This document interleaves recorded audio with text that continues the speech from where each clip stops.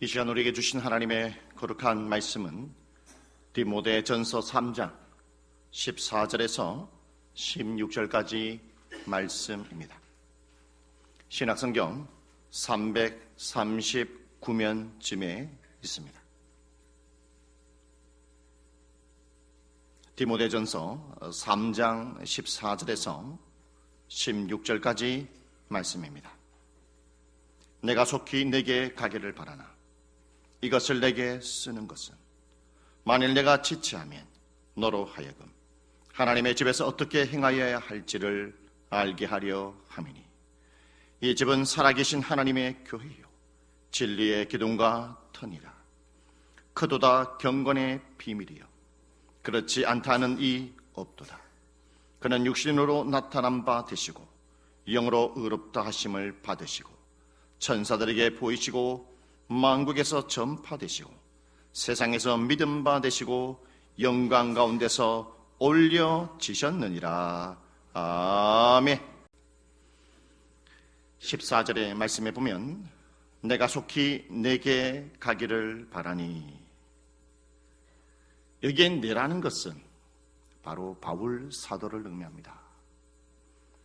내게 간다, 이 말은 뭐냐면 바로 디모데 목회자를 의미한다는 것이죠. 바울 사도는 에베소 교회에 홀로 남겨둔 디모데 목회자가 매우 걱정스러웠어요. 늘 언제나 디모데 목회자가 에베소 교회에서 잘 목회를 하고 있는가 근심과 걱정 속에 있었죠. 그래서 바울 사도는 이 디모데 목회자를 만나기 위해서 여러 가지 많은 계획들을 잡았다라는 것을 알 수 있습니다. 내게 가기를 바라나.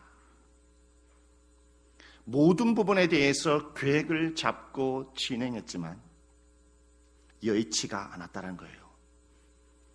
디모데를 만날 수 없었다라는 것입니다. 여러분, 우리가 인생의 삶을 살아가면서 수많은 계획을 하고 인생을 살아가죠. 그러나 우리는 그 계획대로 되지 않을 때가 더 많다라는 것입니다. 어느덧 2025년도가 다 흘러가고 있습니다. 우리는 늘 언제나 성구 영신 예배 드리면서 주님, 이 한 해 동안에 이러한 삶을 살았습니다. 용서해 주시고 2025년도에는 좀 새로운 신앙생활을 하고 싶습니다. 새로운 인생의 출발을 하고 싶습니다.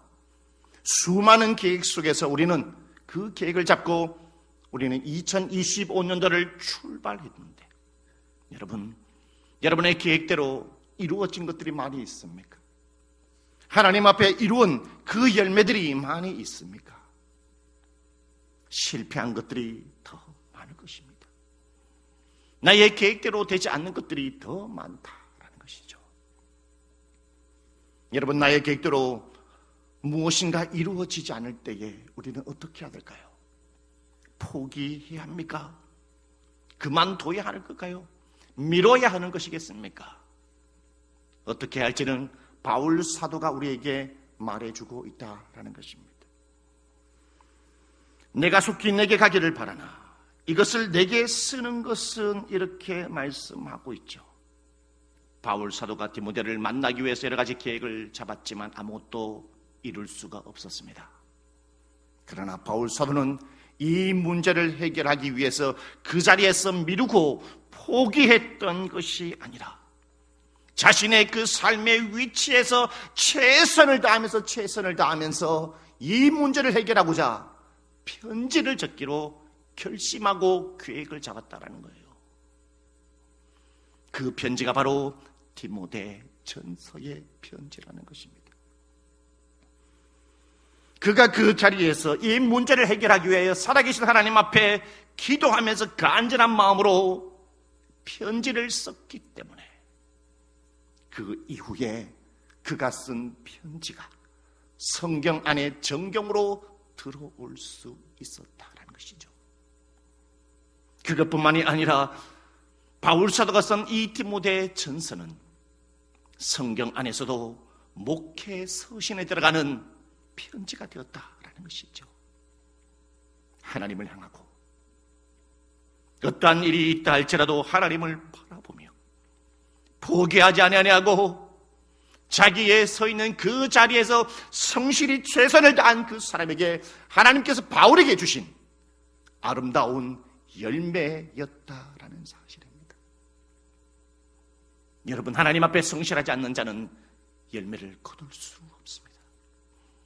봄에 밭을 가고 씨앗을 뿌리지 않는다면 어떻게 가을에 추수를 할 수 있겠습니까? 바울 사도처럼 고난이 있다 할지라도 비가 오나 눈이 오나 바람이 부나 덥나 그 가운데서 어김없이 그 자리를 충실히 하는 자에게 오늘 아름다운 열매를 거둔다는 것을 오늘 저와 여러분에게 말씀하고 있습니다. 올해 한 해 여러분은 썩은 열매를 거두고 있습니까? 아니면 생명의 열매를 거두며 인생의 삶을 살아가고 있습니까? 오늘 15절의 말씀을 통해서 오늘 바울 사도가 오늘 디모데에게 이 편지를 적을 수밖에 없는 그 목적이 무엇인지를 우리에게 가르쳐 주고 있습니다. 그 목적은 뭐냐? 세 가지 교회관이 무엇인지를 디모데 목회자에게 정확하게 가르쳐 주고 있다라는 것입니다. 그러면 첫 번째로 디모데 목회자에게 가르쳐 주는 첫 번째 교회관은 무엇인가? 15절 말씀에 보면 만일 내가 지체하면 너를 하여금 하나님의 집에서 어떻게 행하여야 할지를 알게 하려 함이니라고 말합니다. 교회는 한마디로 말하면 하나님의 집이라는 사실입니다. 하나님의 집이라는 것은 교회는 한 가족이라는 것이죠. 피는 물보다 진하다. 피는 물보다 진하다. 우리는 누구의 피로 한 가족이 되었습니까? 예수 그리스도의 보혈의 피로 말미암아 한 형제요, 한 자매의 한 가족이 되었다라는 것을 말씀하고 있죠. 우리는 이 세상을 창조하신 살아계신 하나님을 나의 아버지로 모시며 삶을 살아가고 있다는 것입니다. 이 시간에 예배를 드리는 여러분의 한 사람 한 사람도 이 세상을 창조하신 하나님을 나의 아버지로 모시고 있는 한 형제요, 한 자매요, 한 가족으로서 오늘 우리가 이 자리에 예배를 드리고 있다는 것을 여러분 잊어버리지 마시기 바라겠습니다. 그러므로 말미암아 우리는 어떻게 해야 되겠습니까? 하나님은 나의 아버지로 모시기 때문에 여러분의 부모님을 어떻게 하면 내가 효도할까? 어떻게 하면 나의 아버지를, 어떻게 하면 나의 어머니를 기쁘게 할까? 그렇게 생각하는 것처럼 지금 나의 시골에 계신 어머님이 나의 홀로 계시는데 몸도 좋지 않는데 요즘 독감이 유행한다는데 나의 어머님은 잘 식사를 잘 하고 계시고 잘 계시는지, 아버님은 지금 어떻게 연세가 드시는데도 밭에 나가서 일하시는데 오늘도 넘어지지 않고 일을 잘하고 계시는지,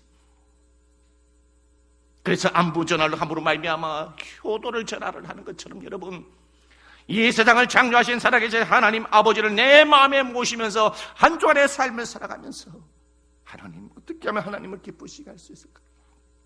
어떻게 하면 하나님의 아버지 그리스도의 하나님의 아들과 딸로서 어떻게 하면 그렇게 삶을 살아갈 수 있을까요? 오늘 거룩한 대림절 세 번째 주일인데 어떻게 하면 다른 성도들에 비해서 하나님의 기쁨의 찬양을 올려드리고 내가 맡은 그 자리에서 하나님 앞에 최선을 다해 영광을 올려드릴 수 있겠습니까? 앉으나 서나 당신 생각, 길을 가도 주님을 생각, 차를 운전해도 주님을 생각, 일을 할 때나 밥을 할 때나 주님을 생각, 교회 봉사할 때도 주님을 생각하며 효도하는 아들, 효도하는 딸이 되기를 원하신다는 것입니다. 우리는 한 가족입니다. 마음과 뜻과 힘을 다하여 하나님을 사랑하고, 그리고 수평적으로는 마음과 뜻과 힘을 다하여 내 이웃을 사랑하라. 교회 안에서는 저와 여러분은 한 가족입니다. 한 가족이기 때문에 서로 저주하고 헐뜯고 싸우고 수군거리는 것이 아니라 여러분, 자비를 베푸고 배려하고 용서하는 것이 교회라는 것이에요. 그래서 교회를 향하여서 하나님의 집이다, 하나님의 한 가족이다 이랍니다. 2026년도 교회의 표와 우리 총회의 표에는 용서, 사랑의 시작입니다. 교회의 출발은 용서입니다. 교회의 출발은 사랑입니다. 저와 여러분은 한 가족이 되기 때문에 서로 용서하고 사랑의 시작으로서의 한 가족, 하나님의 집이라는 이 한 사실을 기억하며 삶을 살아가시는 여러분이 되시기를 바라겠습니다. 오늘 바울 사도는 두 번째로 교회란 무엇이냐? 살아계신 하나님의 교회라 이렇게 말합니다. 죽은 하나님의 교회가 아니라 살아계신 하나님의 교회다 이렇게 말씀하고 있습니다. 살아계신 하나님의 교회라는 것은 이 교회의 주인이 내가 아니라, 인간이 아니라 이 세상을 창조하신 하나님께서 이 교회의 주인이라는 사실입니다, 여러분. 그러므로 교회란 나의 인간으로 충만하면 안 된다는 것입니다. 교회란 나의 생각으로 충만하면 안 된다는 것입니다. 교회란 욕으로 충만하면 안 된다는 것입니다. 교회란 나의 혈기가 충만해야만 안 된다는 것입니다. 교회란 나의 목소리가 충만하면 안 된다는 것이에요, 여러분. 교회는 정욕과 더러운 것으로 충만하면 안 된다는 것입니다. 세상에 더러운 것으로 충만하게 된다면 하나님의 영광을 가리게 된다는 것이죠. 살아계신 하나님. 살아계신 하나님은 왜 살아계신 하나님입니까? 전능하다는 것입니다. 전능한 하심을 다른 말로 말하면 무엇이겠습니까? 하나님은 거룩하신 하나님이에요. 이 교회의 주인은 하나님이기 때문에 거룩하신 하나님이 충만해져 계셔야 된다는 겁니다. 하나님이 충만하게 계실 때에 하나님이 영광을 받으신다는 거예요. 열왕기상 8장 10절에 제사장이 성소에서 나올 때에 구름이 여호와의 성전에 가득하매라고 말합니다. 제사장이 하나님의 성소에서 나올 때에, 하나님의 회막에서 나올 때에, 성전에서 나올 때에 여호와의 구름이 가득했다. 거기에 인간의 생각, 인간의 방법, 세상의 더러운 것으로 가득한 것이 아니라 오직 살아계신 하나님 한 분만으로 충만했다라는 사실입니다. 여러분, 이 교회가 도동조항이가 충만하기 위해서는 어떻게 해야 되겠습니까? 여러분이 하나님의 말씀을 사모할 때에, 여러분이 하나님의 말씀에 충만할 때에, 여러분의 성령을 사모하며 성령에 충만할 때에, 여러분의 기도할 때에 하나님의 성령으로 충만해야지만이 이 교회가 충만한다는 것입니다. 여러분 가보가 그 그릇을 하나씩 내어줄 때마다 거기에 기름이 점점 찼던 것처럼 우리 도동학의 전체의 교인이 하나님의 말씀과 성령으로 충만할 때에 도동조항에 충만할 줄 믿습니다. 여기에 생명이 있는 것입니다, 여러분. 오늘 바울 사도는 디모데 목회자를 향하여 교회란 세 번째 무엇이냐?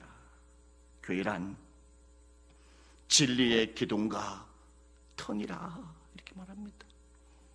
교회는 진리의 기둥과 터라는 것입니다. 여러분, 건물을 보십시오. 건물을 떠받치고 있는 것이 무엇입니까? 터라는 것이죠. 건물을 떠받치고 있는 것이 무엇입니까? 기둥이라는 사실입니다. 비가 오나 눈이 오나 365일 늘 언제나 터는 그 건물을 떼받치고 있고, 기둥도 늘 언제나 덥든지 춥든지 간에 그 건물을 떼받쳐주고 있다는 겁니다. 바로 하나님의 백성들이, 하나님의 자녀들이 이와 같다라는 것이죠. 저와 여러분, 하나님의 진리의 기둥과 터로 하나님의 자녀로, 아들로, 딸로 부름받았다라는 것입니다. 그러므로 우리는 비가 오나 눈이 오나 늘 언제나 그 자리에 힘들지 않아 그 자리에서 겸손하게 우리는 진리와 기둥의 터로서의 우리는 이 교회를 떠받치고 있어야 한다는 거예요. 그런데 이 교회를 떠받치기 위해서는 어떻게 해야 됩니까? 나 자신을 드러내는 것이 아니라는 사실입니다. 기둥은 잘 보이지 않습니다. 건물의 터, 그 건물을 받치고 있는 터도 눈에 보이지 않습니다. 그 말은 빛과 소금으로 부름받은 하나님의 자녀들은 교회를 섬길 때에 겸손함으로, 겸손한 터로서, 겸손한 기둥으로서 하나님을 섬겨야 한다는 것입니다. 왜 그럴까요? 주님이 그렇게 하셨기 때문입니다. 16절 말씀에 그도다 경건의 비밀이요 그렇지 않다 하느니 없도다. 그는 육신으로 나타난 바 되시고 영으로 의롭다 하심을 받으시고 천사들에게 보이시고 만국에서 전파되시고 세상에서 믿음 받으시고 영광 가운데서 올려지셨느니라 라고 말합니다. 주님이 말씀이 육신이 되어 이 세상에 오셨고 우리를 위하여 십자가의 고난을 받고 죽으시고 그 사망의 권세를 승리하고 부활하셨다는 것이죠. 여러분, 그 희생하신 예수 그리스도, 사랑으로 희생하신 예수 그리스도가 있었기 때문에 이 교회가 있는 거예요. 그는 십자가에서 그가 부활함으로 말미암아 사랑과 희생으로 이 교회의 기둥이 되시고 겸손으로 기둥으로 이 교회를 떠받치고 계시고 주님께서는 겸손으로 이 교회의 머릿돌이 되셨다 말씀하셨습니다. 머릿돌이 되셨다. 주님이 머릿돌이 되심으로 말미암아 교회의 터에 교회를 건물을 뒷받침하는 터, 겸손으로 터가 되어서 교회를 떠받치셨다는 말입니다. 주님이 자기 자신을 나타내므로 떠받쳤던 것이 아니라 겸손함으로 교회를 떠받치며 봉사하신 예수 그리스도. 그런데 여러분, 재미난 게 있습니다. 교회의 터가 교회의 건물을 떠받치고 있고 교회의 건물을 기둥이 떠받치고 있는데 건물은 잘 보이지 기둥은 잘 보이지 않고 터는 잘 보이지 않아요. 그러나 외부에서 보면은 많은 사람들이 이야, 이곳이 교회이구나, 이것이 건물이구나 라고 웅장하게 드러난다라는 것입니다. 그 말은 무엇이겠습니까? 수많은 성도들이 하나님의 말씀 가운데 속에, 기도 가운데 속에 성령에 붙들려서 이 교회의 몸된 교회를 위하여 희생하고 사랑하고 봉사하고 배려하며 세상을 나갈 때도 맞습니다. 주님의 진리의 빛과 소금으로서의 세상의 삶을 살아갈 때에 그와 같이 진리의 기둥과 터의 삶을 살아갈 때에 내가 나타나는 것이 아니라 이 건물이 바깥에서 웅장함을 보이는 것처럼 나의 마음속에 계신 살아계신 하나님이 웅장하게 드러난다는 사실입니다. 저 때문에 진리가 드러나야 된다는 것입니다. 저 때문에 주님이 드러나야 된다는 것입니다. 그러나 우리는 주님을 드러내기보다는, 진리를 드러내기보다는 나를 더 많이 드러낼 때가 많이 있다는 사실을 여러분 믿으시기를 바라겠습니다.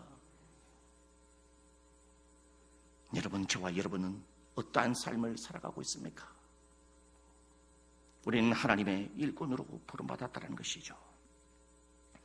그렇다면 우리는 어떻게 하면 구체적으로 진리를 드러낼 수 있겠습니까?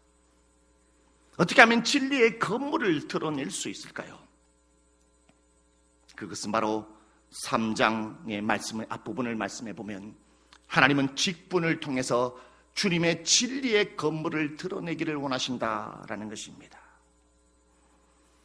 3장 1절의 말씀해 보면 미쁘다 이 말이요 곧 사람이 감독의 직분을 얻으려 함은 선한 일을 사모하는 것이라. 직분을 사모할 때에 내가 드러나지 아니하고 하나님을 드러낼 수 있습니다. 진리가 드러나야 된다는 것입니다. 여러분, 우리는 하나님의 직분을 사모하지 않습니다.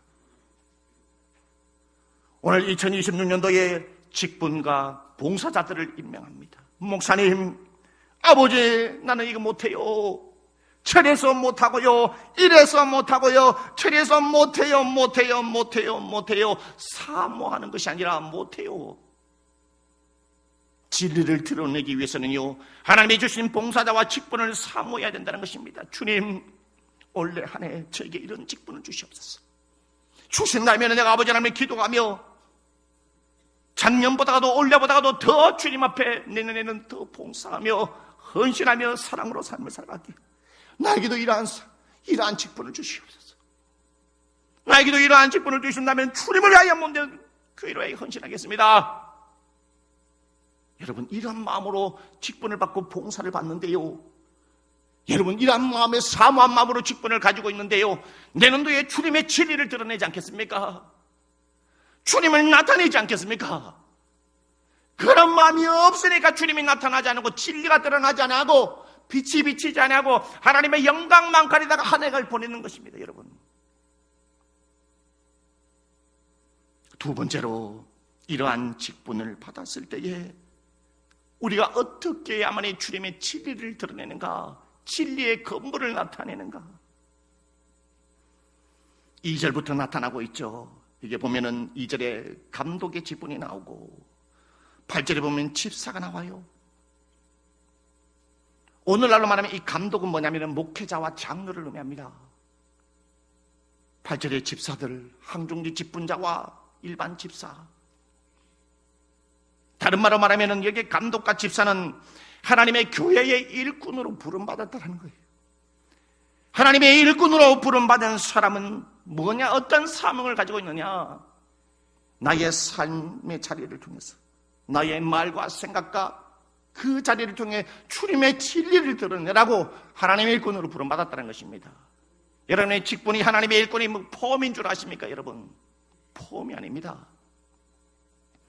그러면 직분자가 어떻게 주님의 진리를 드러내는가? 2절 말씀에 감독은 책망할 것이 없으면, 책망받으면 안 됩니다. 그리스도인들은 한 아내의 남편이 되며 절제하며 신중해야 하며 단정하며 나그네를 대접하며, 여러분, 하나님의 일꾼 진리를 드러내는 사람은요, 마음이 좁쌀 만하면 안 됩니다. 하나님 앞에 뭔가 바치는 부분에 대해서 좁쌀 만하게 인색하면 안 되고, 다른 사람에게 뭔가 베풀 때도 있잖아요. 좁쌀 만해가 해가지고 인색하면 안 된다는 것입니다. 그리스도인들은요, 배포가 커야 돼요. 그리고 가르치기를 잘해야 된다는 것입니다. 여러분, 가르친다라는 것은 다른 뜻이 있어요. 배운다. 늘 언제나 겸손하게 하나님의 말씀을 배우고 가르치면서 겸손하게 배우는 겁니다. 술을 즐기하지 아니하며 술을 먹게 되면 실수를 해요. 그러면 다른 사람들에게 하나님의 진리를 드러낼 수 없는 겁니다.